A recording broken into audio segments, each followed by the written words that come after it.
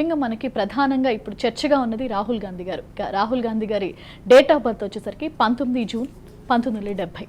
రాహుల్ గాంధీ గారి జాతకం ఏ విధంగా ఉండబోతుంది అనుకోవట్టు అంటే ఈ మధ్య చాలా ఆయన కూడా జనాల్లో ఎక్కువ కనిపిస్తున్నారు. రాహుల్ గారు కూడా అటు మోదీకి ధీటుగా నిలబడతారనే ఒక అంశం కూడా ఉంది. అసలు రాహుల్ గాంధీ గారి జాతకం ఎలా ఉంది? నేను ఇందాక మీకు చెప్పినట్టు రాహుల్ గాంధీ గారి జాతకం కన్నా ప్రియాంక గాంధీ జాతకం కొంచెం కూడా స్ట్రాంగ్గా ఉంది.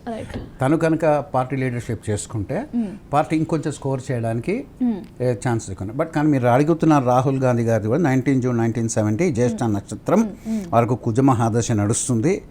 వారి మిథున లగ్నం, ధనురాశి. సో వారికి దశమ స్థానంలో ఉన్న గురువు పంచమ స్థానంలో ఉన్న ఇదొక మంచి పరిణామమేనండి. సో కేంద్ర స్థానంలో గురువు ఉండటం కూడా. సో వారు ఇంతకు ముందు వారి పార్టీలో ఎంత స్కోర్ చేశారో అంతకన్నా బాగా స్కోర్ చేస్తారు. అంటే ఇప్పుడు ఇంతకు ముందులా ఈయన మాట్లాడటం లేదు, ఇప్పుడు చాలా బాగా మాట్లాడుతున్నారు.